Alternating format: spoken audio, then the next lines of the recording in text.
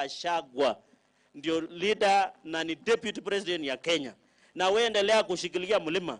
Na nimefurahi, nimesikia juzi umesema jana Meru kuwa unatafuta wale walikuwa wameenda Azimio wakapotea njia. Nataka nikupea assignment ya hapa nyumbani na Rift Valley. Ukimaliza Mount Kenya kutafuta wale walikuwa wamepotea njia, kuja tutafute sisi pia wale walikuwa wamepotea njia, tuwapatise kwa jina la Baba, la Mwana na Roho Mtakatifu, si mtakakitu, tuweke kwa laini na nyuma ya rais. And that is what we will show you. Continue coming. We will continue to support you. Najua watu wa media wanashangaa, wewe endelea kukuja. Umeambiwa hata iko shamba hapa, tumekupatia ofisi, iko wazee akubariki wewe, so usikuwa na pressure. In fact, where you should enjoy coming is Nandi, because we believe in you and we give you unconditional support. Hata ile tour, naona kuna governor ameniandikia barua mrefu kama ya mapenzi kusema ati Cherargei mbona anasema huko Your Excellency uliona huko Nyanza watu waliama wako kwa UDA, watu wako nyuma ya naibu ya President William Ruto na wewe, kwa sababu they believe in the brand of politics of development in this republic. So we don't take it for granted. So ndajibu baadaye tu at my luxury time tuangalie ile, alafu ile ya miaka ingine ile bado usijali, najua watu walikuwa wameshtuka nini hapo, lakini hata hiyo miaka 7 ni ile miaka ya Biblia. So we want to thank God and we want to be grateful kwa sababu sisi tunataka tusukume agenda ya kwenda mbele. Asanteni sana. Ni ya mwisho kabla sijasahau, bado tuko na vita. Nimeona ngao hapa, bado kuna pombe mingi chafu zinaingia katika kaunti ya Nandi. Your Excellency, na nasema mbele ya kanisa, kuna maofisa wa ngao bado wanalala, na ulituambia kwa sababu pombe isipotolewa huyo mtu anafutwa, asiende mahali pengine kuuza pombe. We have pombe chafu inatembea hapa town. Vijana yetu ukikuta saa 6 hawaendi mbele wala nyuma, na sisi tunataka numbers. Hata wakienda kwa kitanda vile unasema awalali juu ya kitanda, wanalala chini ya kitanda, na mama ako hapa, tutapataje kura ya kwenda hapo mbele na kujenga mbele? So Your Excellency, the fight against illicit brew, we cannot relent in the fight against it. Na wewe utuongoze kama jeshi, na hawa ni kanisa mpaka bishop, and I want to call upon the church, Your Excellency, you direct that they partner with Ngao. We must finish mambo ya pombe. Unajua mimi, Your Excellency, mimi ni truthful man, mimi nasema vile iko. So please, the crackdown on illicit brew must continue for the benefit of us and for the benefit of the generations that we go in future. Big up Nandi, aja moge amakwage agetukul nemie, aja moge kabisa nemagimwa lakwa nebakapchi, agomo magegi. Niluhusu tu niseme kwa kilugha kwa sababu kulikuwa na mambo. Ngabo gere karektara Ruto ye Nyanza akipkokoitaki kole kwache boror kimi ketalde imo chechok kengen koketet mi koima nekit kesutu ako kimukotep nebo kalenjin kole kikeyai no anan kono. Mi tuguk chechang chebo oratunwek chebo silangeshek chebo kasisiek chekikesir lagokchok, makonye kibargan ing yu asikokerech Kapsabet an ko Kapsabet chebo kongaek asikomanyech ing yabo tai. Ameche asomo ngaminginetab King Jason nesabe koikeny, momageki kokotet arap Ruto emoni kot korat kokas mat akoitu tuguk chekororon chekenyoru ko ki county nebo Nandi. Ndakimwae tuguk chekikwai arap Ruto chemeche kwachi boryetab Nandi akalenjin koimeni, lakini ongesochi omakenep kele inichun kityo kidogo kigengen kole kidogo namnai kekweri kuyo igengen kole namnai yo kelechi, lakini chebo gaa komi komie, mi tabote kinemu akindei ma kot kotebi. Kakekas biikab gaa, kakekashine. Sasa Deputy President nilikuwa nasema mvua El Nino tupande marakwe. Asanteni sana, Mungu awabariki. Tupigie senator wetu makofi. Hiyo maharagwe tutapanda kweli. Asante sana. Pia Your Excellency, hapa tuko na apologies pia kutoka kwa Daktari PS Belio ambaye mmemtuma ameenda nje ya nchi kwa kazi ya serikali, lakini mkono yake iko pamoja na sisi. Ambassador Bitok pia yeye ametuma apologies, lakini pia mkono wake huko. Pia CS Chelugui tulikuwa tumemwalika, pia ametuma ametuma salamu yake na pia tuko na pesa yake. Senator Kipchumba, Waziri Kipchumba Murkomen tulikuwa tumemwalika pia, najua wewe Your Excellency uko na ripoti yake. Waziri Soipan ambaye tulikuwa tumemwalika pia tunajua ametutumia apologies, lakini pia ametuma mkono wake. Alafu pia Susan Mangeli, PS wetu wa Micro, Small and Medium Enterprises, ambaye yeye ndio PS wa mahasla. Hebu simama mheshimiwa PS Susan, just simama. Yeye anatoka kule Busia, ameungana na sisi. Karibu sana Nandi. So Your Excellency, kabla mimi nataka kumkaribisha ndugu yetu Felix Kosgei. And Your Excellency, tunataka kuambia kama serikali kwanza, wewe na President, asante kwa ile kazi mlimpatia ndugu yetu Felix Kosgei. Sisi kama county ya Nandi tumeheshimika sana. Na unajua Your Excellency, hiyo kazi sisi tumeizoea. Huyu muungwana si ati anajifunza. Hapa tulikuwa na Sally Kosgei, tulikuwa na Leting wakati ingine. So hiyo kazi sisi tumeielewa. Na ile kazi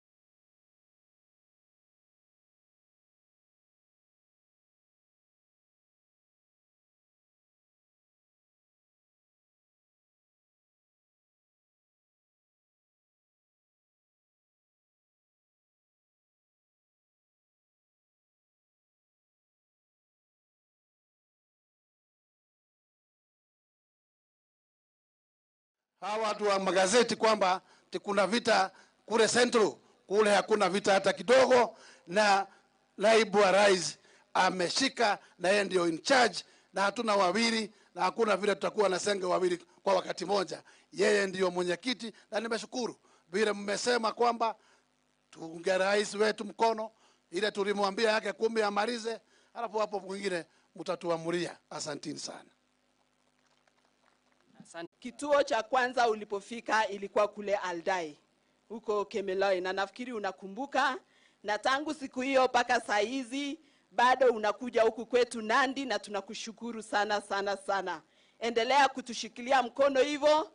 Sisi ni kama ile kupe. Unajua ile kupe ikikaa kwa ng'ombe inashikilia kwa ng'ombe, na sisi ni kama hiyo kupe.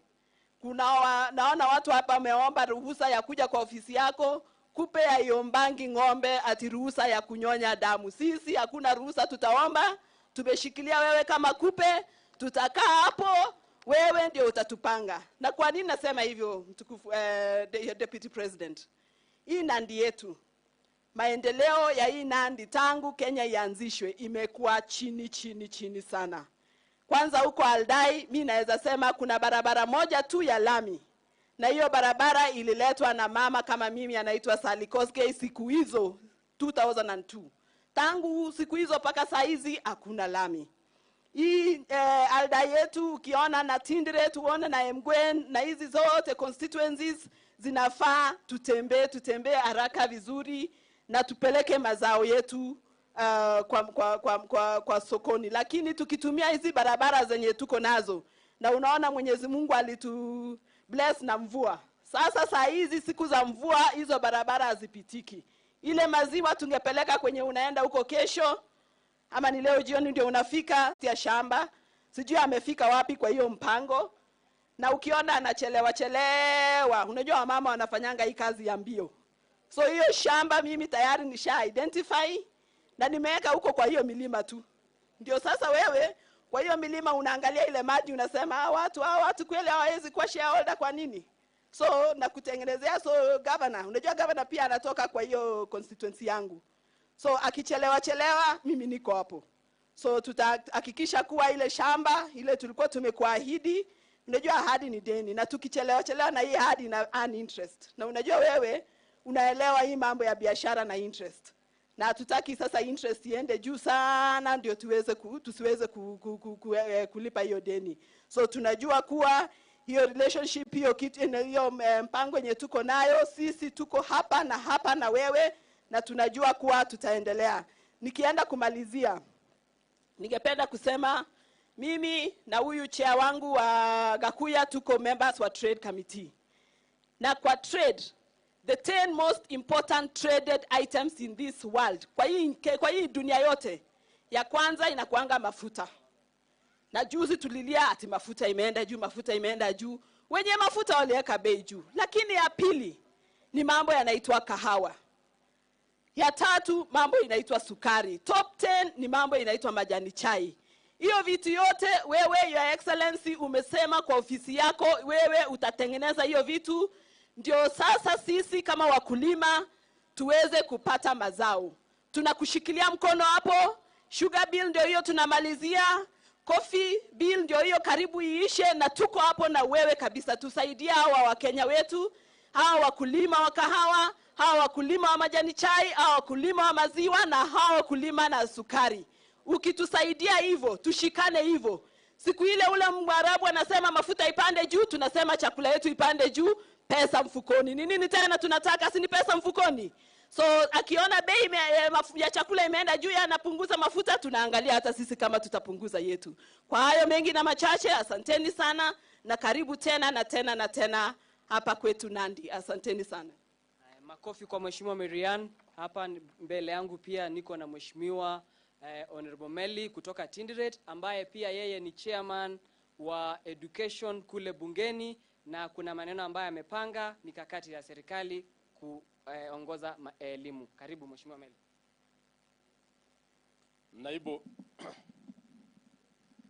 Naibu wa rais wetu, viongozi wote walioko hapa, kanisa wakiongozwa na bishop wetu Daktari Paul Korir, na wananchi tukufu, hamjambo? Praise God. Mimi sitachukua muda mwingi. Kwanza kabisa, naibu wa rais, niruhusu nishukuru sana kanisa Anglikana ikiongozwa na bishop wetu ambaye amekuwa kielelezo katika makanisa ya county yetu ya Nandi.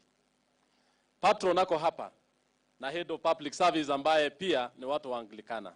Ukiona pale, that model is a testimony to the kind of thinking and vision the church has in this county. It is a demonstration of the leadership of the bishop and the leadership of the Anglican Church. Makanisa ambayo wako hapa ni nyingi. Sana sana huwa tunategemea sadaka ambayo haitoshi. Lakini hii mambo tumefanya hapa leo, na wewe pia umefika hapa, ni kuonyesha kwamba kanisa iko na maono kule mbele ya kuweza kujitegemea, ya kuweza kufanya kazi, ya kuweza kusaidia even the lay readers who are here. I want to applaud our great bishop. I want to thank you so much for the kind of work and for the kind of thinking that you brought us. I know you have the thinking of our businessman, David Lagat, our head of public service, who is actually one of you. And we as leaders, we are supporting you with the governor. Two, nataka niseme hivi. Siku ya leo ni siku kuu kwa Deputy President. Na vile umefika hapa, it is not your first time. You've been working with us all this time alone. You have held our hand since the days of the campaign. You stood with us when the campaign tide was very tough, and you made us to win. We shall never let you down. We shall never abandon you. We shall be with you for these 10 years, and the next 10 years, we know. We can't beat about the bush. Hatutasema ni nini na nini. Miaka 10 tuliambia president, tutasaidia Ruto. Baada hiyo 10 ni wewe. We cannot just beat about the bush. Ya pili, the kind of truthfulness uko naye. You have been a very truthful man on shareholding. When we have Mheshimiwa Felix kama head of public service, our shares zimefika. At first as a county, tulikuwa nafikiria hatujapata waziri. But we gotten more than a minister. We gotten more than the shares. But now, kuna mahali tu kidogo. Nabaye nataka tufinye. Mambo ya barabara iko mbaya. Our shares is bad. Our shares is very poor on the roads. Na wewe kama truthful man, Mheshimiwa PS Rono is here. There is a program he's running excellently on water. Though yameenda crops, kuna kitu naitwa last mile water connectivity. Beneficiary in my constituency where we want to do about 1,000 homes with water taps. That is, hiyo ni shares ulitupatia. Lakini mambo ya barabara, ukiona mabarabara yetu zote hapa, tuko na shida. Ukiona mambo ya special funds, this county is really in need. Na tutakuja kwako kama viongozi wa county hii. You make sure our shares are in order because wewe ni truthful man, utatuweka vizuri na tutafaulu kama county ya Nandi. Tuko na barabara kutoka Kericho mpaka Wazingishu. Barabara kutoka Mgwen pitia Aldai mpaka kule Tinderet. Ya mwisho, naibu wa rais, I want to thank you so much for the commitment you've shown in the coffee sector. Sub-county yangu ya Tinderet ambayo tutaenda saa hizi ni sub-county ambayo inaongoza kwa kahawa katika county hii na North Rift kwa ujumla. The effort you are putting is the effort ya pesa mfukoni. I remember tukifanya campaign, tukisema UDA kazi ni kazi. Na baada ya kazi ni kazi ni nini? Pesa. Saa hizi kahawa tuko nataka kupanda kweli kweli. We want this county to be the leader in coffee in the whole country. We have coffee. We have sugarcane. Pale chini utaenda kuangalia naibu wa rais. Tunapanda miwa nyingi sana, even kushinda neighboring counties. Lakini shida moja tu ni factory. Shida moja tu ni processing. Shida moja tu ni mahali pa kuuza.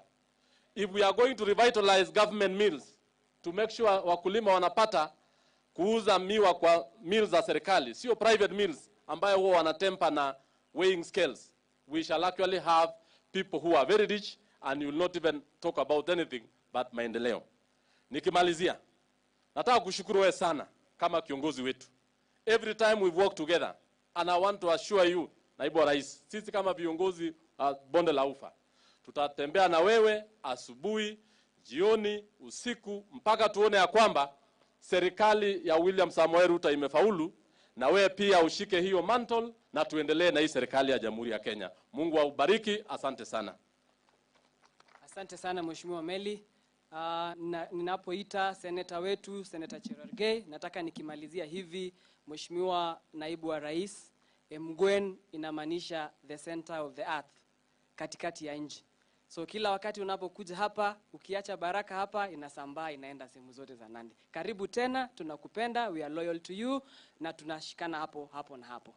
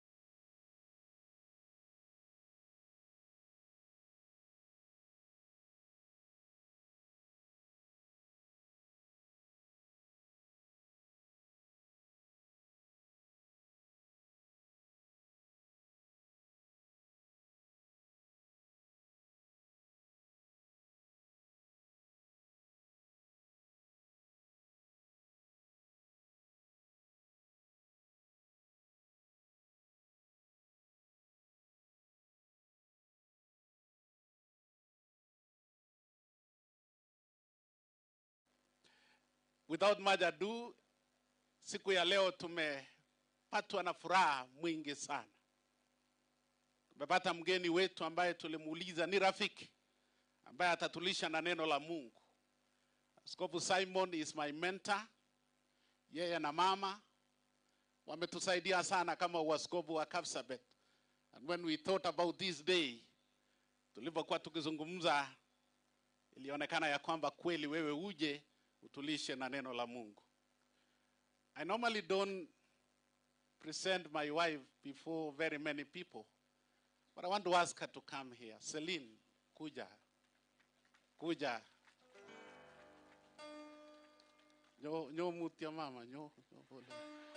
Mama je kuya kachakingi pole.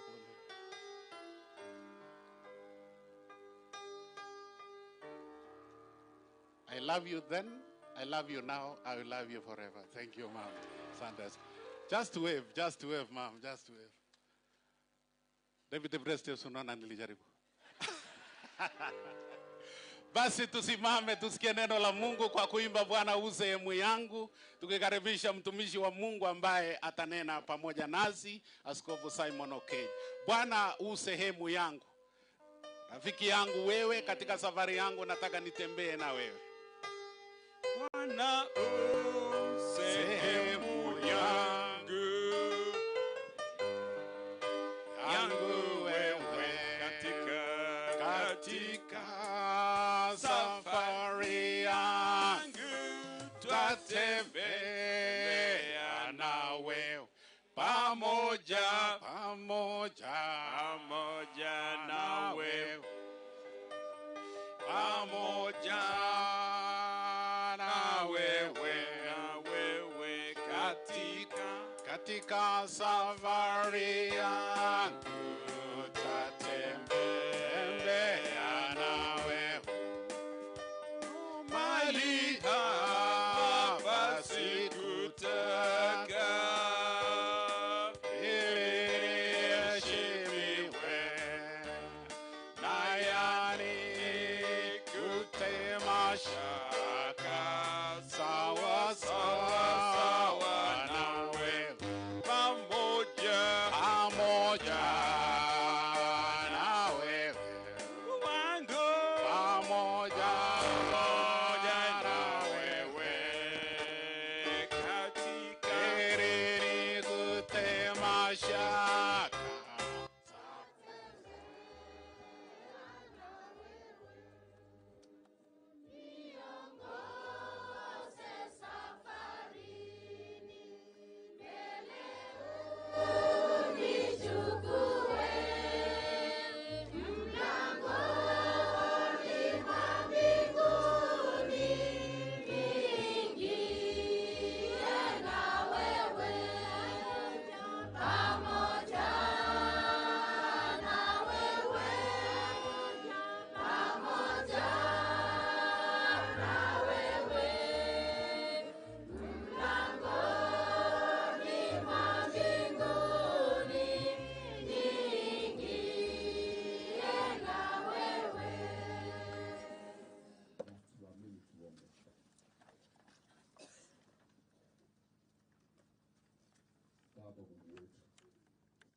siku hii ni yako. Sura kali.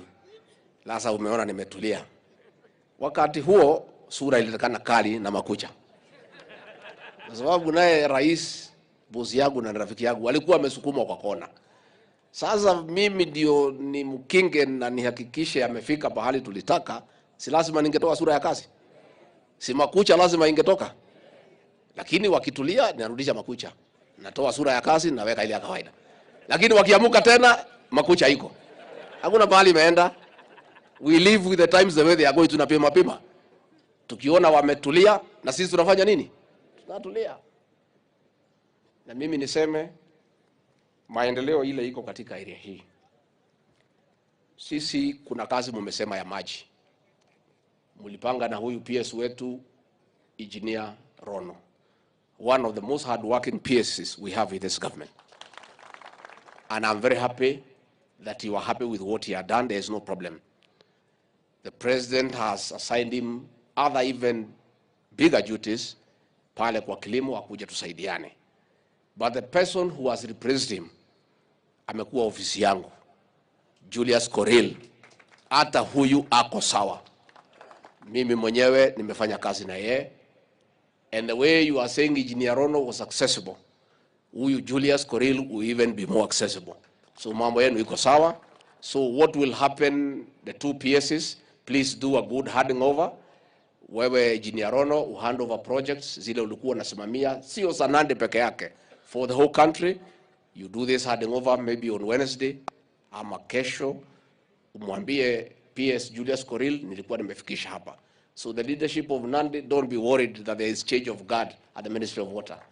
The man who has come is an equally efficient principal secretary. He has been my PS, I know him, and he is okay, ako sawa. And if there will be no problem, just smooth transfer of what was going on, wafanye handing over na kazi iendelee. Mambo ya fertilizer, bolea, tulipoingia kwa serikali tulikuta ikiwa 7,000. Rais akangangana tukapunguza mpaka 3,500. Amengangana sasa tumeteremsha mpaka 2,500. Na ndio Mungu akasaidia, tulipopata bolea, Mungu akatupatia mvua nzuri, tumepata a good harvest. And I want to thank the governor Sang kwa mambo ya last mile distribution ya fertilizer, na pia officers wetu wa ngao kwa registration of farmers. So tunataka mchukue nafasi hiyo bolea, mchukue muitumie vizuri, ndio tuendelee kupata mazao ya maana. Luckily huyu sasa PS Engineer Rono amekuja kwa kilimo. He is a hard working man, there is continuity. So kazi inasonga, hakuna shida. Again, mambo ya Kapsabet Stadium, sasa hiyo hakuna hata kitu ya kuongelesha. PS ya sports anaitwa nani? Kwao ni wapi? Kwao ni wapi? Sasa iko haja niongee hiyo maneno? Si hiyo maneno imekwisha? Sasa wewe PS, you know, wewe ni mtu ya kanisa. Yesu alianza Jerusalem, ndio atafute barabara ya kwenda Judea. Charity begins at, yeah. And there is nothing, by the way, to be embarrassed about it. Najua mimi wananiingilia ati nasema watu ya nyumbani waangaliwe. Mimi nasema tu, it is like that. So PS, hiyo maneno ya Kapsabet Stadium, you know what you need to do. I don't need to tell you a job. You come from here, you know what you need to do. Pale Eldoret, tumeweka pesa ya ile stadium ya Kipchoge. Pesa mingi. Because kwa hii mpira itakuja hapa 2027, tumepata ndio tutahost ile mchezo yote ya Afrika. Games zingine zitachezewa hapo. Kuna ile stadium ya Kamarin. Nyinyi you are in good space. Relax. Si mimi niko? It's no problem. It's okay. Mambo ya internet ya vijana. Kwa kila trading center, kwa mashule, tuko na 100,000 kilometers ya fiber connectivity. PS, kijana hapa Baringo, ako hapa naitwa Tanui. Ako wapi Tanui? Engineer. You know what you need to do. I don't need to tell you. Sitaki nitanga. You know. Si you know PS what you need to know. Si tumekubaliana? Just do your work. Fanya. You know what you need to do. Mambo ya Koitalel Samuel celebration. Nilikuwa pale na wazee atalai na tukaongea. Senator, no problem. Many things are going on. You know what you need to do at the Senate. Wewe sukuma kwa Senate. Then utusukumie. Najua mimi nikiwa hapa, sisi nyinyi ndio mlituonesha kupiga msungu na kufukuza. Hii mau we learn from you. Nyinyi mlianza 1905 to 1907. Hii damu yangu mnaona saa ingine inachemuka ni damu yenu. Yeah. So we are the same people. So wale wanauliza what I'm doing in Nandi all the time, these are my people. Si nyinyi ndio mlitufundisha mau. We are your students. So nikiwaka msinilaumu. Mimi we learned from you. We have agreed with the senator and Talai elders what we need to do. Mambo tumeongea na wazee sio ya kutangazwa hadharani. Sababu mimi ni mzee, tumekaa na Talai na hawa tumeongea, tumekubaliana. Those things are going on. Mambo ya delocalization, it is true. Katika manifesto yetu tulisema walimu wale kwanza wako karibu kuretire wasihangaishwe, wakubaliwe wakuwe karibu na nyumbani waanze kupanga retire. So leaders ya Nandi, if there is a problem, you come, we have a discussion. I'll know what to do. Sitaki nitangaze, nitajua what to do. We'll be able to do it properly. Mambo ya barabara nimesikia mumelia sana, kusema ya kwamba hamujapata the fair share, na mimi najua ndio custodian ya shares yenu. Mimi ndio niko hapo. And I'll tell these people, press, I have no apologies. I am unapologetic to demand and to insist that those who believed in William Ruto and supported him to a man have every right to benefit immensely from his government. I have no apology at all. And if that can bring a problem, so be it. So be it. Sasa, si nyinyi mliumia miaka 5. You suffered for 5 years because of kumuunga mkono William Ruto akiwa deputy president. Mkatengwa. Maendeleo ikapelekwa pahali hawakupiga kura. Mkiangalia tu mnaona ikipita. Sasa you need affirmative action to catch up. And we are not apologetic to anybody. Absolutely. At all. So niseme tuko na mambo ya barabara Sati Deret and Mosop. Mheshimiwa Mary, don't worry, we have re-advertised. Wale wa contractor na nini ilikuwa shida, we have re-advertised. The next 3 weeks we'll award contractors wakuja wafanye kazi. Mimi mwenyewe I'll come to commission those roads. So wewe tulia. Tulia. Hii barabara kutoka Imaki mpaka Nandi Hills, contractors alikuwa amepotea. Sasa tumemrudisha afanye kazi. Tunamtafutia marupurupu kidogo ya kusonga naye asukume. That is going on. Mambo ya Mosoriot, hiyo hapo, those urban roads, nimesikia mkisema at special fund mmepata 56 million. Hapana, that's not true. Mko na 1,300,000 ya hapo Mosoriot ya kufanya hiyo kazi. Na very soon nitakuja na Kipchumba Murkomen tukuje tuanzishe hizo barabara, hiyo kazi ifanyike. We'll make sure that Nandi, in any case, viongozi wa Nandi, nilimwambia Kipchumba Murkomen tukiwa na rais afanye mkutano na nyinyi msikizane. If we are not making progress, hakuna pahali mimi nimeenda, ofisi iko, Kipchumba iko, sinikumuita, simkuja tuketi. There is no problem. Hakuna shida. Sisi ni nyumba moja. We are one team. Kipchumba Murkomen is our minister. I'm deputy president. William Ruto is president. Nyinyi watu ya Nandi mlitupigia kura zote 99%. You should not have time to complain about anything. Walk into my office. You don't need even an appointment. Mkuje hapo mpige mesa, mseme tumefika. Sisi ndio wenye serikali. Tunataka kujua what is the problem. Is you are right, by the way. Si ndio? Na mkuje mmetembea na kifua mbele. And walk tall. And you have every right to demand services to the people of Nandi. Because you made a conscious decision, mkaamuka mapema, kumchagua William Ruto akuwe rais wa Jamhuri ya Kenya. Na nyinyi hamwezi kuwa tunaangalia maendeleo ikipita. No, lazima mfaidike kwa sababu inatakana namna hiyo. So I don't think we have a very big problem. Mambo ya pombe, county commissioner, well done so far. Lakini bado. 70% you have succeeded. There is still 30%. Please reach out to church leaders and elders. They'll help you in this war. You know, I don't want kufuta machief, but by this Christmas, kama pombe igali iko, I have to sack 10 or 15 chiefs from Nandi waende nyumbani.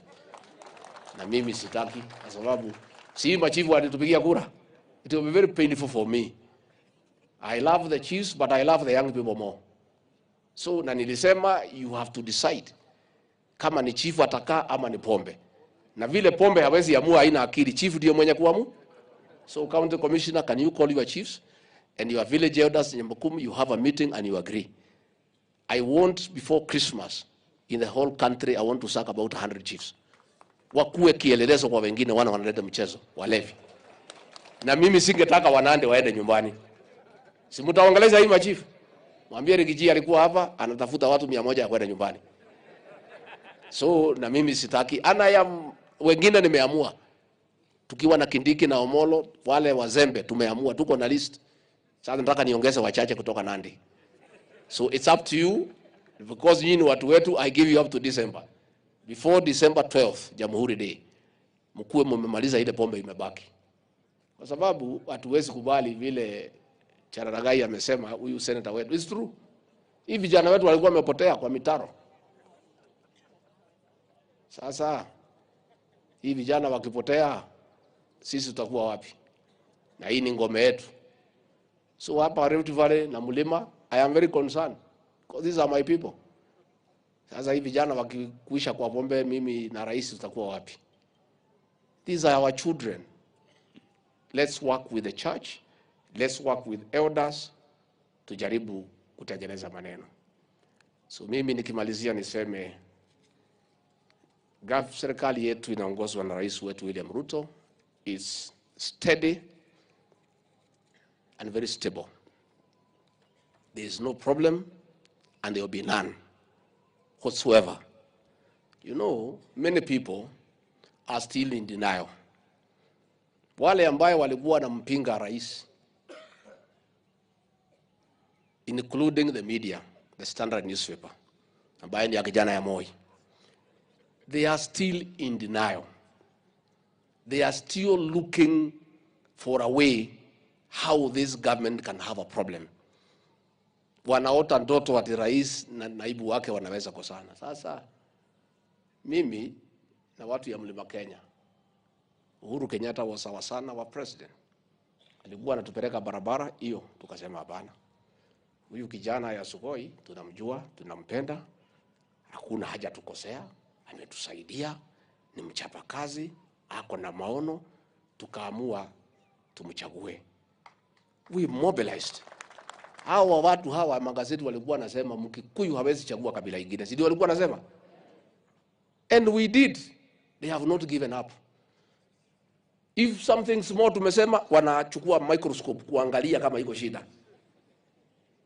Mimi nimesema watu ya Mount Kenya waungane. Because unlike the people of Rift Valley, mimi nilisaidia rais na nilijaribu, lakini sikufanya vile ningependa. I would have liked to do much better. I gave President William Ruto from the mountain 87%. I lost 13%. I am looking for that 13% to give William Ruto in 2027 100%. Sasa nikisema hiyo wanasema there is a problem. Sasa iko shida gani? Hii kutafuta watu wa Azimio. Na hiyo watu haku wameenda Azimio kwa kupenda, ni kulazimishwa. Kushikwa Friday, kufungiwa account, kuhaku haras. Sasa hiyo watu wananitafuta wasema sisi tulikuwa tumetishwa, turudishe nyumbani. Mimi nimesema, nimeita hawa ya Mlima, nimesema I want to bring everybody on board behind President William Ruto. Wameweka headline, labda iko shida. Kwa nini DP anaunganisha watu ya Mount Kenya?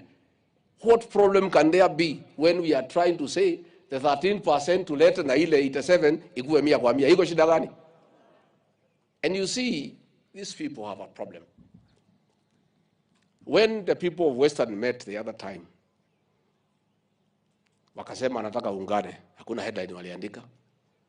Lakini wakisikia mimi nataka kuunganisha Mlima Kenya behind William Ruto, ni balaa. And you see what is happening is that these Azimio characters and the press, they are blaming me ati wamekatazwa kuja kwa handshake. Sasa mimi, nyinyi mnataka hiyo handshake? Mimi ni mtu ya kuchukua amri kwa raia. Sasa sasa rais akienda huko Nyanza, kazi yao tu ni fitina. Huyu deputy president hataki tukuje. Mimi nataka wakuje, lakini si wakuje kuchukua nafasi ya watu yangu ya Rift Valley na ya Mlima. I have no problem. Let them come. Kama wameamua kusupport rais, they are welcome. But the way the governor has said, the president and I are not foolish. And we are buddies, we are great friends. Even if we are speaking separately, we are saying the same thing. Tunasema kitu kimoja. Nasema, wewe rais enda msituni.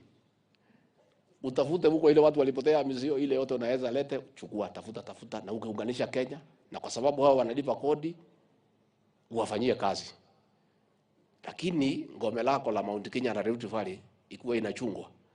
Unajua mimi nasema acha mimi nitegemee ile iko kwa mko. Si ile iko msituni rais atafute. Mimi wacha nichunge ile iko nyumba. Mnataka nichunge ya nyumbani? Sasa rais hako huko Kisumu wapi? Anatembea. Sasa kama ningekuwa na yeye nani angekuja kuchunga nyinyi? Mnataka tuache kuchunga nyumbani? So mimi niko mlima Rift Valley mlima.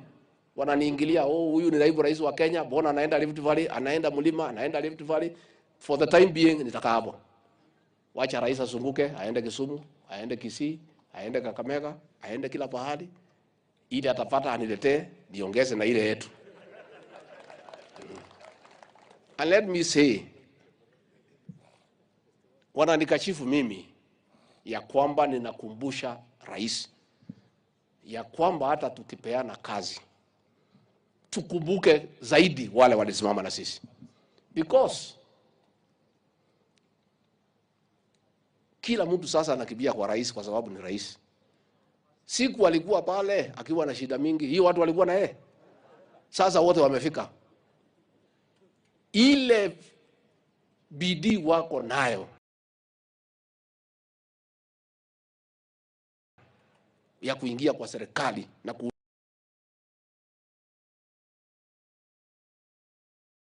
kuuliza maneno, kama hiyo bidii wangetuwekea kwa kura tungeshinda na kula milioni 10. But we are saying they are welcome because the president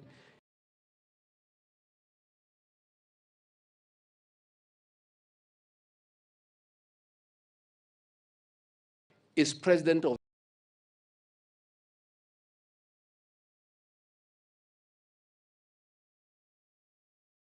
wale walimuamini. Lakini niulize, ile kiti ya kumsaidia rais, ile natakikana mtu muaminifu, anamuelewa, anampenda, unaweza patia mtu hujui? Sasa nyinyi hapa Nandi, huyu Felix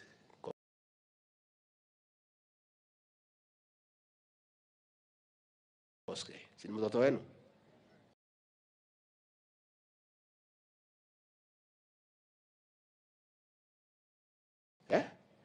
Amepata kazi pale ya maana, tuko na yeye. Tunajua hata tukilala patie watu walikuja juzi. Hiyo watu walikuja juzi, wangoja tutaamini hao kura ikipigwa na ikihesabiwa. After the next election ni sawa, but for now there are certain positions ambaye itakuwa ni ya wale watu walimuamini William Ruto, walikubaliana na mipango yake ya kubadilisha Kenya, walimpigia kura na walionyesha mapenzi kwake. Those positions I continue to insist. Na mimi nasema pia, nafasi ya kazi ikipatikana, kwanza tuangalie wale ambaye tunaamini na walitupenda na tulikuwa natembea nao pamoja. Na nyinyi watu ya Nandi mko hapo ndani. That is my position. That is why these Azimio people have a problem with me, together with the press. They have a problem with me because of insisting. You know, kwetu wanasema ukiumwa na nyoka nyeusi, hata ukiona kamba unafanya nini? Unajua sisi tulipiga kura 2017. Tukakuja tukatengwa nje. Wale hawakutupigia kura wakaingia kwa serikali wakafanywa kila kitu. Sasa lazima mimi nikiwa pale ndio mtu ya kuangalia hiyo isikuje kufanyika hata siku moja. That is my work. Na mimi nafanya kazi yangu. So hata mkinikashifu, hata mkiandika headline, I don't have a problem. And that matter ya kusema watu walipiga kura waangaliwe is biblical. Bishop is biblical. And what I am saying and what I'm asking is within the Bible.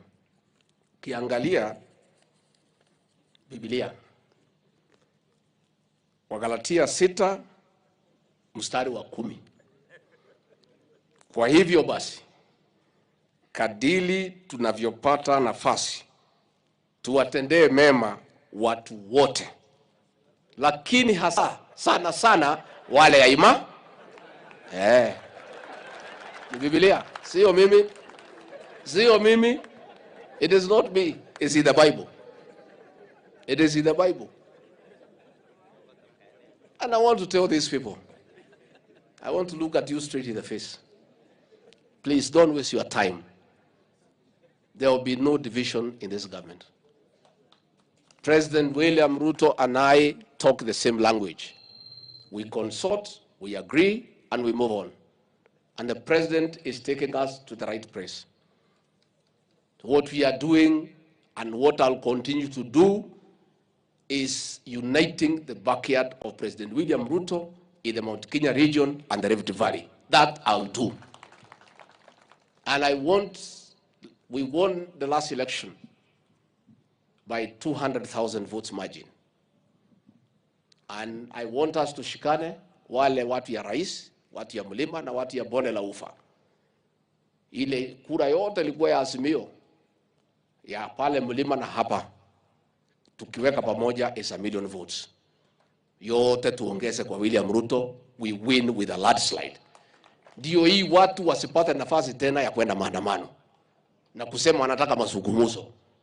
The way to deal with 2027 and beyond, and I'm clear in my mind, I'm so persuaded, so is the president, is to make sure that the win is so decisive ya kwamba hata ukienda maandamano unaonekana kama wewe ni mwenda wazimu. And that is what we are working on. So you relax, there is no problem, there will be none. The unity of the Rift Valley will continue under my leadership. The unity of Rift Valley, of Mount Kenya will continue under my leadership. And my boss, President William Ruto, will continue uniting the rest of Kenya. Yeye angangane huko, na mimi namtakia mema. Ili atapata aniletee tuongeze. I have no problem. And that is the way to go. And I'm saying, how can we unite the country if we are not united as a region? It's to unite Mount Kenya, one voice. Rift Valley, one voice. Western, one voice. When all the regions are united differently, then we come to unganisha kama nini? Kama Kenya. That is where we are. That is what we stand for. And that is what we will proceed with. So mimi nataka niseme watu ya Nandi na watu ya bonde la ufa. Nyinyi ni watu wangu. And you should sleep soundly. Hata kama hapana ona rais wacha aende asaidie huko. Mimi niko. And I'm also happy. Tunaambiwa tulipatia nyinyi viti mingi. Iko makosa gani? Kura yenu pia ilikuwa mingi. So what is the problem? Si ilikuwa mingi. So, but also the people mlitupatia are good workers. You did not just give us people because they come from here. Ama walitupigia kura. You gave us good professionals.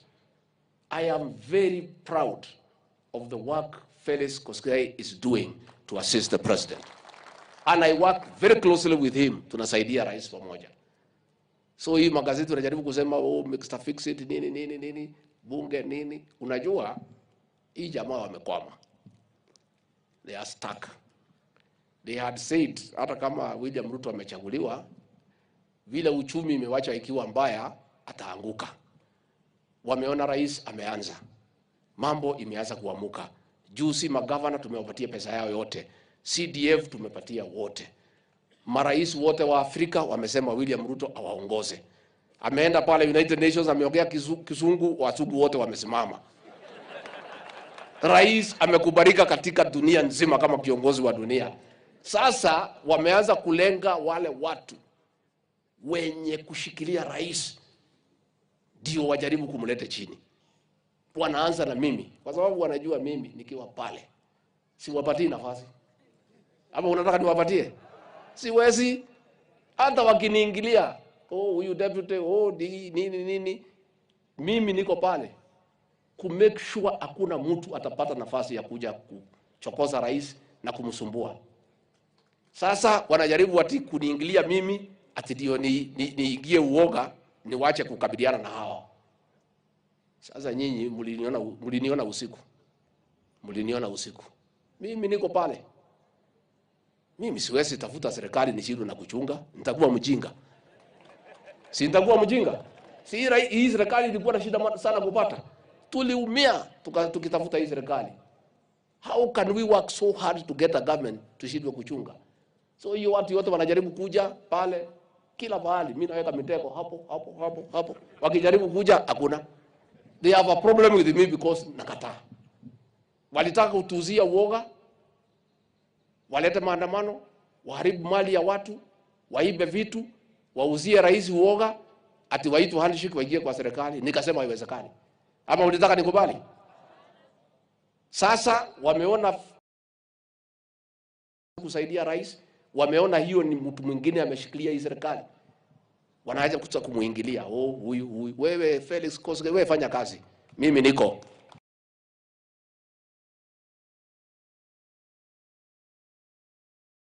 You are doing a great job for the president, for this country and our government. Just continue doing your work. Let hawa watu wapige kelele. Wacha waandike. Just ignore. Let us work. And together we have a responsibility to assist the president in the management of the affairs of this great nation and to take care of his back. Ya kwamba hakuna mtu atamsumbua. Na hiyo ndio kazi yangu tukiwa na huyu Felix na wale wengine. Na we know our work. Sisi hatutaki kufundishwa kazi yetu, tunaijua. Kwa hivyo sisi tumefurahi sana kufika hapa. Tunataka sasa tuchange pesa. Nimepewa pesa na rais, amemsalimia. Mmesalimika? Mmesalimika? Nitaenda kukutana na yeye Kisumu baadaye. Nimsalimie. Tumeenda huko, kesho tutakuwa na cabinet Kisumu. Ndio watu ya huko pia wajisikie wako ndani ya serikali. Mambo yote ya Kenya tutaongea kutoka huko. Nimetumwa pia na Kipchumba Murkomen, amenipatia mchango. Nikirudi nimsalimie. Tena hii kijana hii ya Kapsabet Oscar Sudi amenituma na mchango. Kwa hivyo sisi tumekuja hapa kuchanga pesa, but I needed to clarify those few things and to tell you there is no problem. The government is one under one leader, President William Ruto. So far ametupeleka vizuri, yetu ni kumuunga mkono. But the people who wanted to stop him from being president have not given up. They think wanaweza kuchokora watu yake wale ya maana, wale wanamshikilia ndio walete maneno, lakini we cannot allow them space. It's not possible. Wewe sasa Mariano umesema umepata shamba na governor muongee hiyo shamba mtanipatia lini? Si amesema hapa? Sasa mkisikia sija kuja hapa kuhamia hapa muulize yeye. Yeye mwenyewe ndiye ametangaza, amesema shamba imepatikana. Lakini mimi sistai shamba kubwa, hata eka 50 itanitosha. Kwa hivyo our bishop and the church and the clergy, we are very grateful. I'll arrange mkuje tukunywe chai. Mkuje. Ile boma iko pale Karen ni yenu. Ilikuwa ya William Ruto, mnajua mlango. Hakuna kitu hamjui. Ile masufuria aliwacha ya kupikia nyinyi, they are still there. Ile secretary alikuwa naye, she is still there. Everything mulipata hapo ni vile ilikuwa. So you come. MCAs ya Nandi, come tuongee. Mimi sina shida. I have no problem. You are my people. Mimi napenda watu wangu. Na si mimi nasikia mimi nafuata Biblia. Napenda kila mtu. Lakini sana sana wale wa ikuwe namna hiyo. So tuchange pesa namna gani? Na asante sana kwa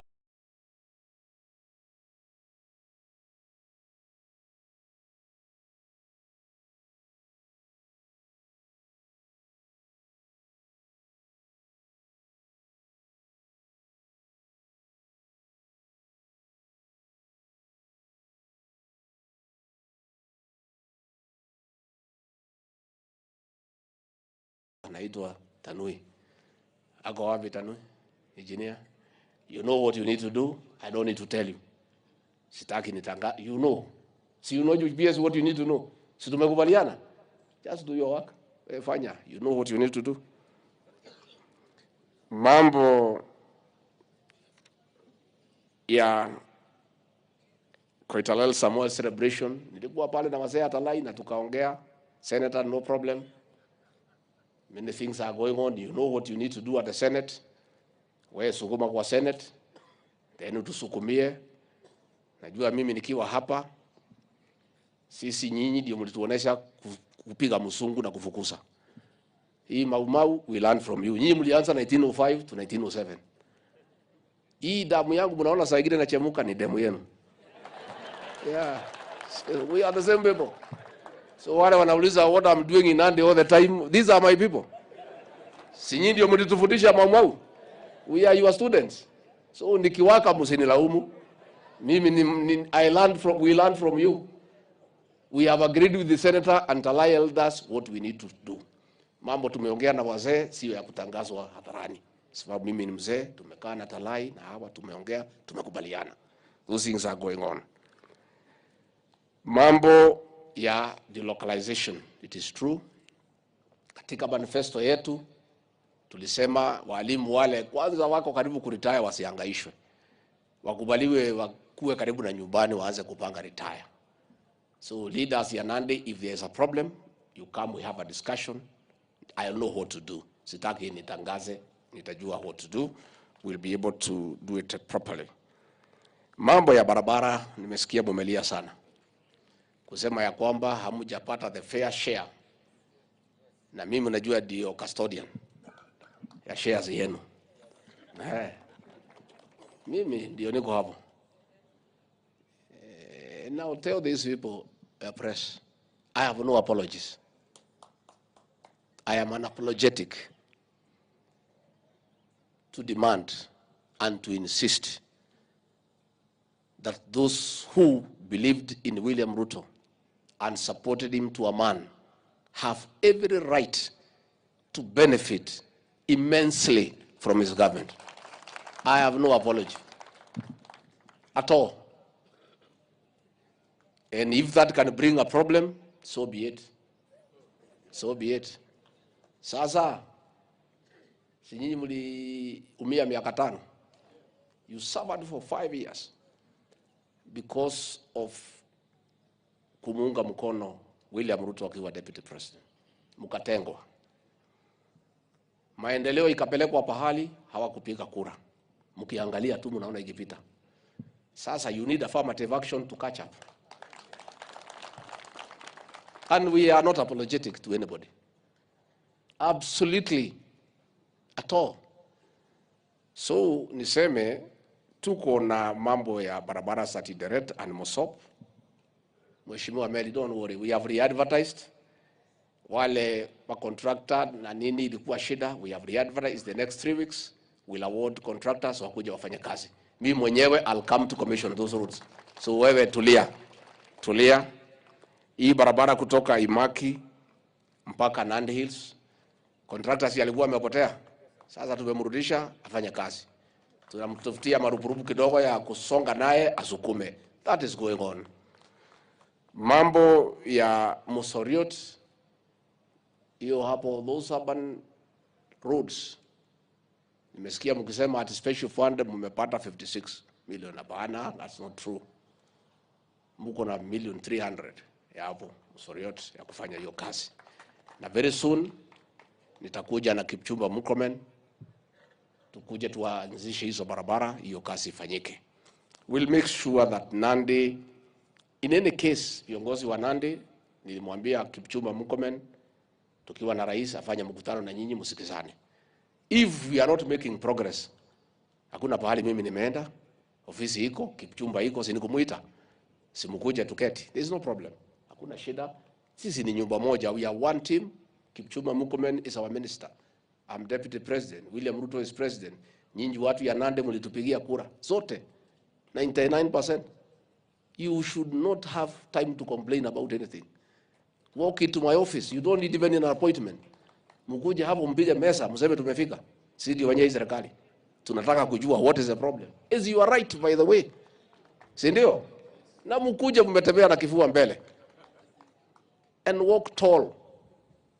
And you have every right to demand services to the people of Nandi, because you made a conscious decision mkaamuka mapema kumchagua William Ruto akuwe rais wa Jamhuri ya Kenya. Na nyinyi hamwezi kuwa tunaangalia maendeleo ikipita. No, lazima mfaidike kwa sababu inatakana namna hiyo. So I don't think we have a very big problem. Mambo ya pombe, county commissioner, well done so far. Lakini bado 70% you have succeeded. There is still 30%. Please reach out to church leaders and elders. They'll help you in this war. You know, I don't want kufuta machief, but by this Christmas, kama pombe igali iko, I have to sack 10 or 15 chiefs from Nandi waende nyumbani. Na mimi sitaki, kwa sababu si machifu walitupigia kura. It will be very painful for me. I love the chiefs, but I love the young people more.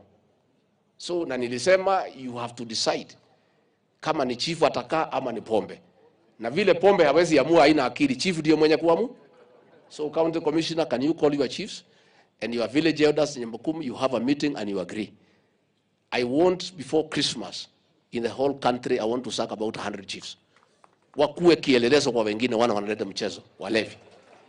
Na mimi singetaka Wanandi waende nyumbani. Si mtaongeleza hii machifu. Mwambie Rigarhi alikuwa hapa anatafuta watu 100 ya kwenda nyumbani. So na mimi sitaki. Ana ya wengine nimeamua. Tukiwa na Kindiki na Omolo, wale wazembe tumeamua, tuko na list. Sasa nataka niongeze wachache kutoka Nandi. So it's up to you, because nyinyi watu wetu, I give you up to December. Before December 12th, Jamhuri Day, mkuwe mmemaliza ile pombe imebaki. Kwa sababu hatuwezi kubali vile Chararagai amesema huyu senator wetu. It's true. Hivi vijana wetu walikuwa wamepotea kwa mitaro. Sasa hivi vijana wakipotea, sisi tutakuwa wapi? Na hii ni ngome yetu. So hapa Rift Valley na Mlima, I am very concerned, because these are my people. Sasa hivi vijana wakikuisha kwa pombe, mimi na rais tutakuwa wapi? These are our children. Let's work with the church. Let's work with elders. Tujaribu kutengeneza maneno. So mimi nikimalizia niseme, serikali yetu inaongozwa na rais wetu William Ruto is steady and very stable. There is no problem and there will be none whatsoever. You know, many people are still in denial. Wale ambayo walikuwa na mpinga rais, including the media, the Standard newspaper, ambayo ni ya kijana ya Moi, they are still in denial.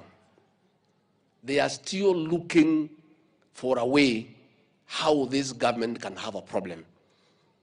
Wanaota ndoto ati rais na naibu wake wanaweza kosana. Sasa mimi na watu ya Mlima Kenya, Uhuru Kenyatta was sawa sana wa president. Alikuwa anatupeleka barabara hiyo, tukasema hapana. Huyu kijana ya Sugoi tunamjua, tunampenda. Hakuna haja tukosea, ametusaidia, ni mchapa kazi, ako na maono, tukaamua tumchague. We mobilized. Hawa watu hawa magazeti walikuwa nasema Mkikuyu hawezi chagua kabila ingine. Ndio walikuwa nasema. And we did. They have not given up. If something small tumesema, wanachukua microscope kuangalia kama iko shida. Mimi nimesema watu ya Mount Kenya waungane. Because unlike the people of Rift Valley, mimi nilisaidia rais na nilijaribu, lakini sikufanya vile ningependa. I would have liked to do much better. I gave President William Ruto from the mountain 87%. I lost 13%. I am looking for that 13% to give William Ruto in 2027 100%. Sasa nikisema hiyo wanasema there is a problem. Sasa iko shida gani? Hii kutafuta watu wa Azimio. Na hiyo watu hakuwa wameenda Azimio kwa kupenda, ni kulazimishwa. Kushikwa Friday, kufungiwa account, kuhagwa haras. Sasa hiyo watu wananitafuta wasema sisi tulikuwa tumetishwa, turudishe nyumbani. Mimi nimesema, nimeita hawa ya Mlima, nimesema I want to bring everybody on board behind President William Ruto. Wameweka headline, labda iko shida. Kwa nini DP anaunganisha watu ya Mount Kenya? What problem can there be when we are trying to say the 13% tulete na ile 87 ikuwe 100 kwa 100? Iko shida gani? And you see, these people have a problem. When the people of Western met the other time, wakasema nataka ungane, hakuna headline waliandika. Lakini wakisikia mimi nataka kuunganisha Mlima Kenya behind William Ruto, ni balaa. And you see what is happening is that these Azimio characters and the press, they are blaming me ati wamekatazwa kuja kwa handshake. Sasa mimi, nyinyi mnataka hiyo handshake? Mimi ni mtu ya kuchukua amri kwa raia. Sasa rais akienda huko Nyanza, kazi yao tu ni fitina. Huyu deputy president hataki tukuje. Mimi nataka wakuje, lakini si wakuje kuchukua nafasi ya watu yangu ya Rift Valley na ya Mlima. I have no problem. Let them come. Kama wameamua kusupport rais, they are welcome. But the way the governor has said, the president and I are not foolish. And we are buddies, we are great friends. Even if we are speaking separately, we are saying the same thing. Tunasema kitu kimoja. Nasema, wewe rais enda msituni. Utafute huko ile watu walipotea mizio ile yote unaweza lete, chukua, tafuta na ukiunganisha Kenya, na kwa sababu hao wanalipa kodi uwafanyie kazi. Lakini ngome lako la Mount Kenya na Rift Valley ikuwa inachungwa. Unajua mimi nasema wacha mimi nitegemee ile iko kwa mko. Si ile iko msituni rais atafute. Mimi wacha nichunge ile iko nyumba. Mnataka nichunge ya nyumbani? Sasa rais ako huko Kisumu wapi? Anatembea. Sasa kama ningekuwa na yeye nani angekuja kuchunga nyinyi? Mnataka tuache kuchunga nyumbani? So mimi niko Mlima, Rift Valley Mlima. Wananiingilia, huyu ni naibu rais wa Kenya, mbona anaenda Rift Valley, anaenda Mlima, anaenda Rift Valley. For the time being nitakaa hapo. Wacha rais azunguke, aende Kisumu, aende Kisii, aende Kakamega, aende kila pahali. Ili atapata aniletee, niongeze na ile yetu. And let me say, wananikashifu mimi ya kwamba ninakumbusha rais ya kwamba hata tukipeana kazi tukumbuke zaidi wale walisimama na sisi, because kila mtu sasa anakimbia kwa rais kwa sababu ni rais. Siku alikuwa pale akiwa na shida mingi, hiyo watu walikuwa na yeye. Sasa wote wamefika.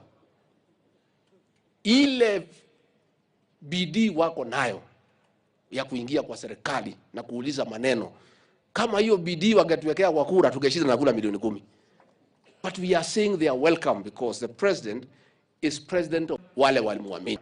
Lakini niulize, ile kiti ya kumsaidia rais, ile anatakikana mtu muaminifu, anamuelewa, anampenda, unaweza patia mtu hujui? Sasa nyinyi hapa Nandi, huyu Felix Koske, si mtoto wenu? Amepata kazi pale ya maana, tuko na yeye pale. Tunajua hata tukilatia watu walikuja juzi. Hiyo watu walikuja juzi, wangoja tutaamini hao kura ikipigwa na ikihesabiwa. After the next election ni sawa. But for now, there are certain positions ambaye itakuwa ni ya wale watu walimuamini William Ruto, walikubaliana na mipango yake ya kubadilisha Kenya, walimpigia kura na walionesha mapenzi kwake. Those positions I continue to insist. Na mimi nasema pia, nafasi ya kazi ikipatikana, kwanza tuangalie wale ambaye tunaamini na walitupenda na tulikuwa natembea nao pamoja. Na nyinyi watu ya Nandi mko hapo ndani.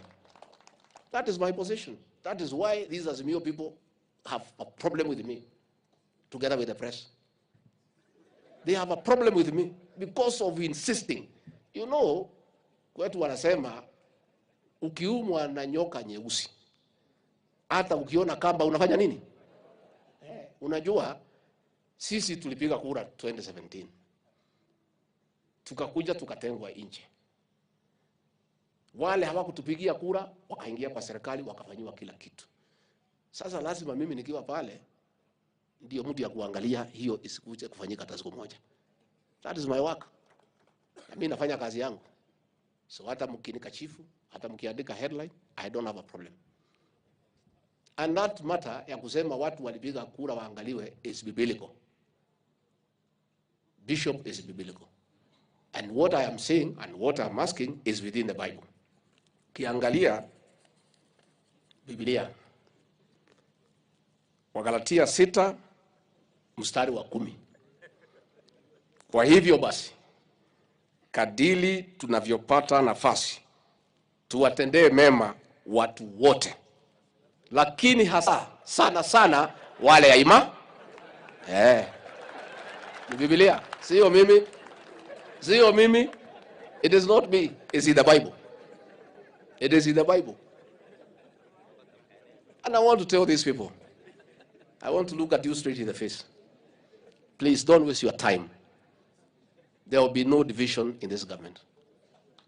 President William Ruto and I talk the same language. We consult, we agree, and we move on. And the president is taking us to the right place. What we are doing and what I'll continue to do is uniting the backyard of President William Ruto in the Mount Kenya region and the Rift Valley. That I'll do. And we won the last election by 200,000 votes margin. And I want us to shikane wale watu ya rais, watu ya mlima na watu ya bonde la ufa. Ile kura yote ilikuwa ya Azimio ya pale mlima na hapa, tukiweka pamoja is 1 million votes.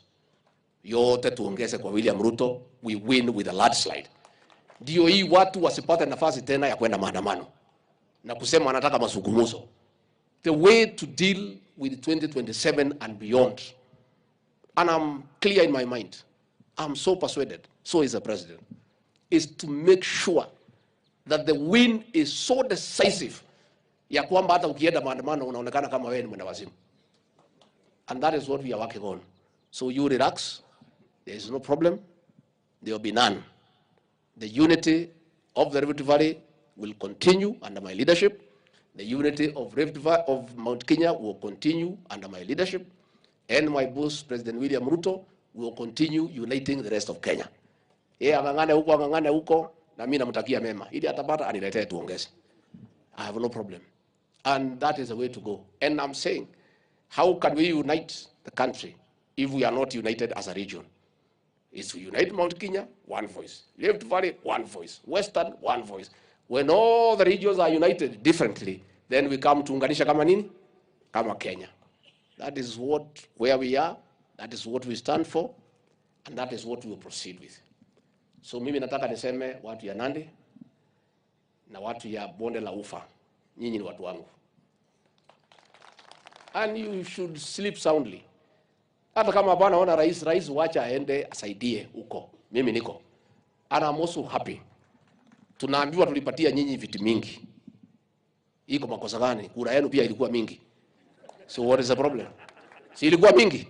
So, but also the people mlitupatia are good workers. You did not just give us people because they come from here. Ama walitupigia kura. You gave us good professionals. I am very proud of the work Felix Koskei is doing to assist the president.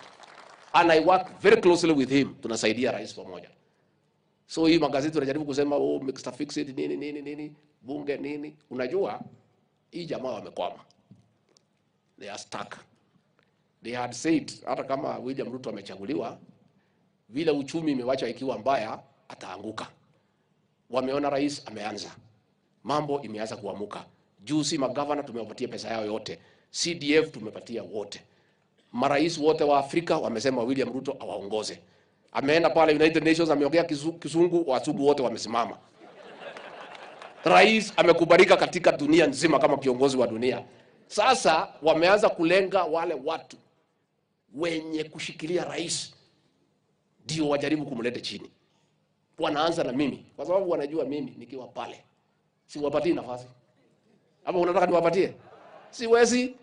Hata wakiniingilia, huyu deputy, nini. Mimi niko pale ku make sure hakuna mtu atapata nafasi ya kuja kuchokoza rais na kumsumbua. Sasa wanajaribu ati kuniingilia mimi ati ndio niingie uoga niwache kukabiliana na hawa. Sasa nyinyi mliniona usiku. Mliniona usiku. Mimi niko pale. Mimi siwezi tafuta serikali nishindwe na kuchunga, nitakuwa mjinga. Si nitakuwa mjinga? Si hii serikali ilikuwa na shida sana kupata. Tuliumia tukitafuta hii serikali. How can we work so hard to get a government tushindwe kuchunga? So hiyo watu wote wanajaribu kuja pale kila mahali. Mimi naweka mitego hapo. Wakijaribu kuja hakuna. They have a problem with me because nakataa. Walitaka kutuzia uoga. Walete maandamano, waharibu mali ya watu, waibe vitu, wauzie rais uoga, ati waitu handshake waingie kwa serikali. Nikasema haiwezekani. Ama ulitaka nikubali? Sasa wameona kusaidia rais, wameona hiyo ni mtu mwingine ameshikilia hii serikali. Wanaanza kutaka kumuingilia. Huyu wewe Felix Koske, wewe fanya kazi. Mimi niko.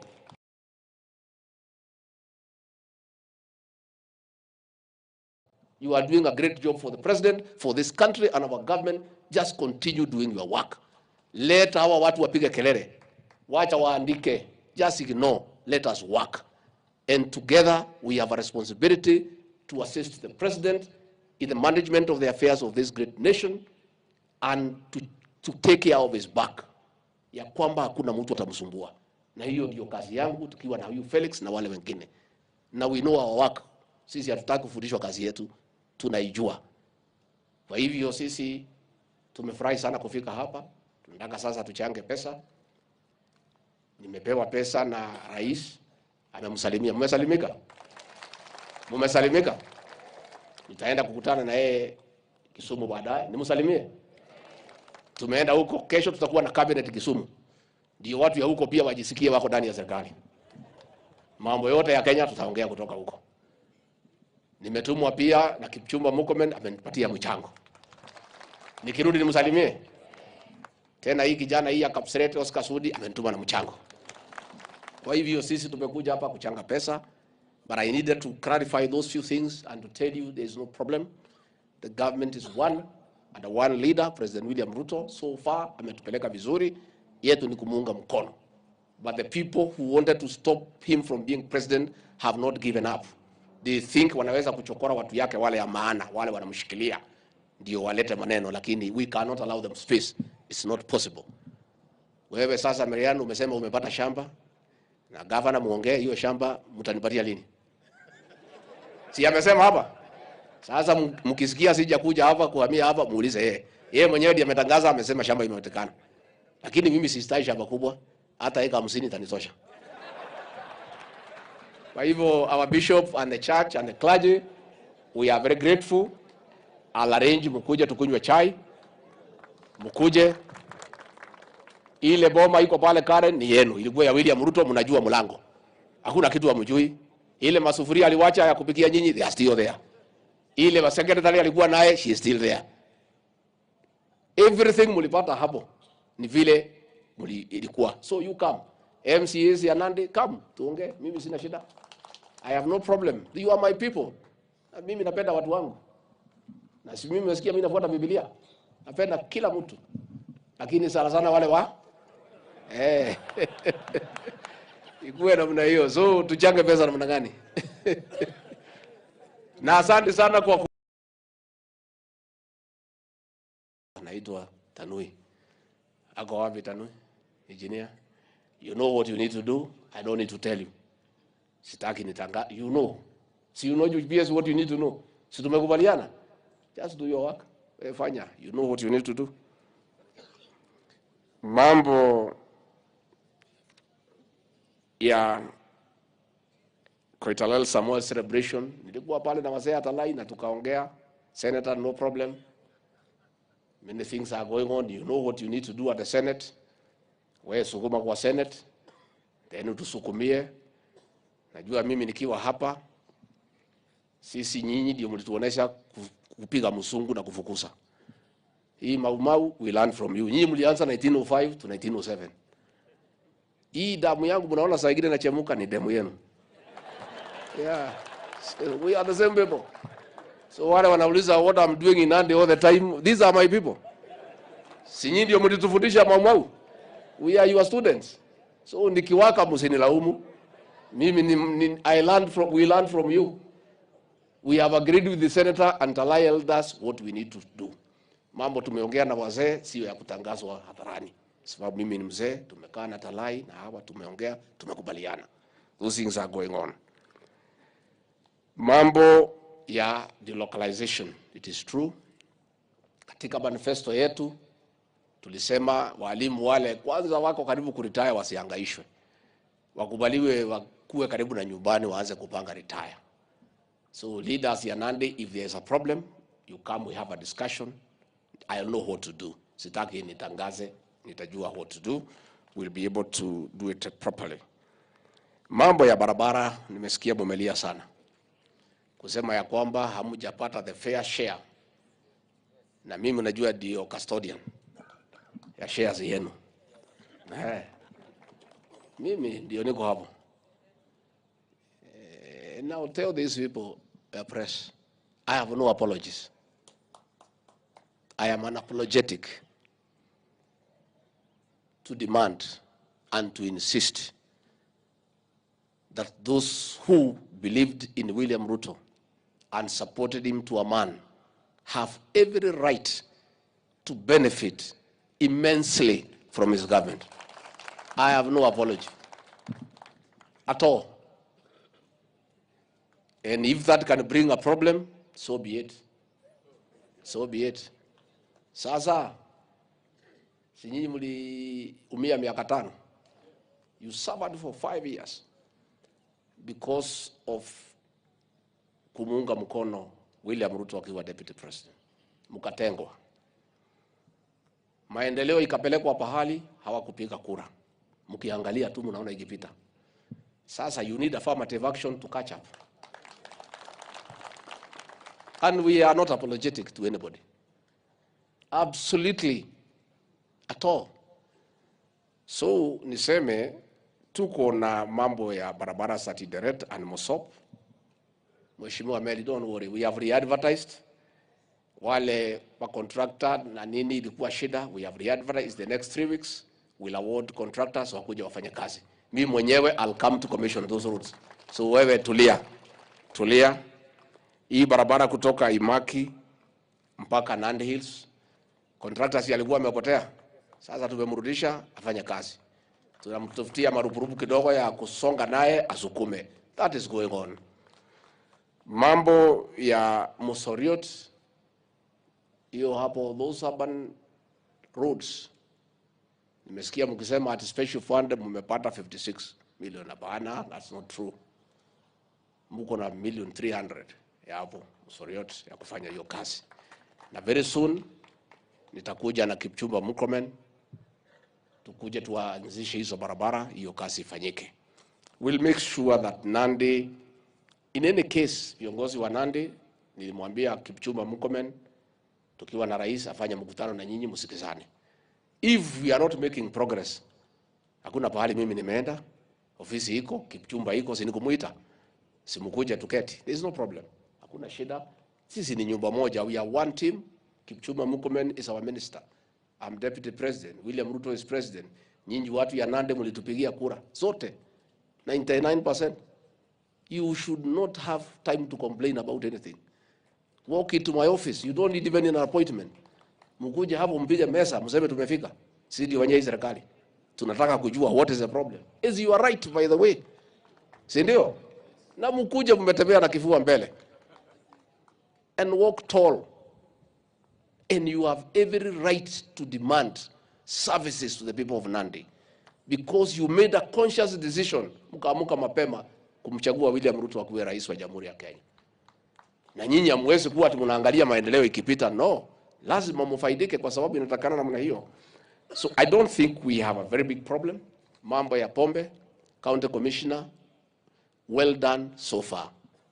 Lakini bado. 70% you have succeeded. There is still 30%.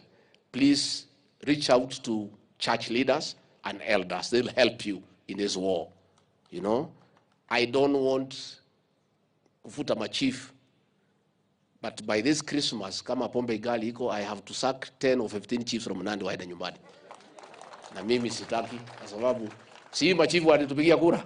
It will be very painful for me. I love the chiefs, but I love the young people more. So na nilisema you have to decide kama ni chief atakaa ama ni pombe. Na vile pombe hawezi amua, haina akili, chief ndio mwenye kuamua. So county commissioner, can you call your chiefs and your village elders in Mbukum, you have a meeting and you agree. I want before Christmas in the whole country, I want to sack about 100 chiefs. Wakuwe kielelezo kwa wengine wanaleta mchezo, walevi. Na mimi singetaka Wanande waende nyumbani. Si mtaongeleza hii machief. Mwambie Rigarhi alikuwa hapa anatafuta watu 100 ya kwenda nyumbani. So na mimi sitaki. Wengine nimeamua. Tukiwa na Kindiki na Omolo, wale wazembe tumeamua, tuko na list. Sasa nataka niongeze wachache kutoka Nandi. So it's up to you, because nyinyi watu wetu, I give you up to December. Before December 12th, Jamhuri Day, mkuwe mmemaliza ile pombe imebaki. Kwa sababu hatuwezi kubali vile Rigarhi amesema, huyu senator wetu. It's true. Hivi vijana wetu walikuwa wamepotea kwa mitaro. Sasa hivi vijana wakipotea, sisi tutakuwa wapi? Na hii ni ngome yetu. So hapa Rift Valley na Mlima, I am very concerned, because these are my people. Sasa hivi vijana wakikuisha kwa pombe, mimi na rais tutakuwa wapi? These are our children. Let's work with the church. Let's work with elders. Tujaribu kutengeneza maneno. So mimi nikimalizia niseme, serikali yetu inaongozwa na rais wetu William Ruto is steady and very stable. There is no problem and there will be none whatsoever. You know, many people are still in denial. Wale ambayo walikuwa na mpinga rais, including the media, the Standard newspaper, ambayo ni ya kijana ya Moi, they are still in denial. They are still looking for a way how this government can have a problem. Wanaota ndoto ati rais na naibu wake wanaweza kosana. Sasa mimi na watu ya Mlima Kenya, Uhuru Kenyatta was sawa sana wa president. Alikuwa anatupeleka barabara hiyo, tukasema hapana. Huyu kijana ya Sugoi tunamjua, tunampenda, hakuna haja tukosea, ametusaidia, ni mchapa kazi, ako na maono, tukaamua tumchague. We mobilized. Hawa watu hawa magazeti walikuwa nasema Mkikuyu hawezi chagua kabila ingine. Ndio walikuwa nasema. And we did. They have not given up. If something small tumesema, wanachukua microscope kuangalia kama iko shida. Mimi nimesema watu ya Mount Kenya waungane. Because unlike the people of Rift Valley, mimi nilisaidia rais na nilijaribu, lakini sikufanya vile ningependa. I would have liked to do much better. I gave President William Ruto from the mountain 87%. I lost 13%. I am looking for that 13% to give William Ruto in 2027 100%. Sasa nikisema hiyo wanasema there is a problem. Sasa iko shida gani? Hii kutafuta watu wa Azimio. Na hiyo watu haku wameenda Azimio kwa kupenda, ni kulazimishwa. Kushikwa Friday, kufungiwa account, kuhagwa haras. Sasa hiyo watu wananitafuta sema sisi tulikuwa tumetishwa, turudishe nyumbani. Mimi nimesema, nimeita hawa ya Mlima, nimesema I want to bring everybody on board behind President William Ruto. Wameweka headline, labda iko shida. Kwa nini DP anaunganisha watu ya Mount Kenya? What problem can there be when we are trying to say the 13% to let na ile 87 ikuwe 100 kwa 100? Iko shida gani? And you see, these people have a problem. When the people of Western met the other time, wakasema nataka ungane, hakuna headline waliandika. Lakini wakisikia mimi nataka kuunganisha Mlima Kenya behind William Ruto, ni balaa. And you see what is happening is that these Azimio characters and the press, they are blaming me ati wamekatazwa kuja kwa handshake. Sasa mimi, nyinyi mnataka hiyo handshake? Mimi ni mtu ya kuchukua amri kwa raia. Sasa rais akienda huko Nyanza, kazi yao tu ni fitina. Huyu deputy president hataki tukuje. Mimi nataka wakuje, lakini si wakuje kuchukua nafasi ya watu yangu ya Rift Valley na ya Mlima. I have no problem. Let them come. Kama wameamua kusupport rais, they are welcome. But the way the governor has said, the president and I are not foolish. And we are buddies, we are great friends. Even if we are speaking separately, we are saying the same thing. Tunasema kitu kimoja. Nasema, wewe rais enda msituni. Utafute huko ile watu walipotea mizio ile yote unaweza lete, chukua, tafuta na ukaunganisha Kenya, na kwa sababu hao wanalipa kodi uwafanyie kazi. Lakini ngome lako la Mount Kenya na Rift Valley ikuwe inachungwa. Unajua mimi nasema acha mimi nitegemee ile iko kwa mko. Si ile iko msituni rais atafute. Mimi acha nichunge ile iko nyumba. Mnataka nichunge ya nyumbani? Sasa rais ako huko Kisumu wapi? Anatembea. Sasa kama ningekuwa na yeye nani angekuja kuchunga nyinyi? Mnataka tuache kuchunga nyumbani? So mimi niko Mlima, Rift Valley Mlima. Wananiingilia, huyu ni naibu rais wa Kenya, mbona anaenda Rift Valley, anaenda Mlima, anaenda Rift Valley. For the time being nitakaa hapo. Wacha rais azunguke, aende Kisumu, aende Kisii, aende Kakamega, aende kila pahali. Ili atapata aniletee, niongeze na ile yetu. And let me say, wananikashifu mimi ya kwamba ninakumbusha rais ya kwamba hata tukipeana kazi tukumbuke zaidi wale walisimama na sisi, because kila mtu sasa anakimbia kwa rais kwa sababu ni rais. Siku alikuwa pale akiwa na shida mingi, hiyo watu walikuwa na yeye. Sasa wote wamefika. Ile bidii wako nayo ya kuingia kwa serikali na kuuliza maneno, kama hiyo bidii wangetuwekea kwa kura tungeshinda na kula milioni 10. But we are saying they are welcome because the president is president wale walimwamini. Lakini niulize, ile kiti ya kumsaidia rais, ile natakikana mtu muaminifu, anamuelewa, anampenda, unaweza patia mtu hujui? Sasa nyinyi hapa Nandi, huyu Felix Koske, si mtoto wenu? Amepata kazi pale ya maana. Tunajua hata tupatie watu walikuja juzi, ambaye itakuwa ni ya wale watu walimwamini William Ruto, walikubaliana na mipango yake ya kubadilisha Kenya, walimpigia kura na walionyesha mapenzi kwake. Those positions I continue to insist. Na mimi nasema pia, nafasi ya kazi ikipatikana, kwanza tuangalie wale ambaye tunaamini na walitupenda na tulikuwa natembea nao pamoja. Na nyinyi watu ya Nandi mko hapo ndani. That is my position. That is why these Azimio people have a problem with me, together with the press. They have a problem with me because of insisting. You know, kwetu wanasema ukiumwa na nyoka nyeusi is within the Bible. Kiangalia Biblia, Wagalatia 6 mstari wa 10.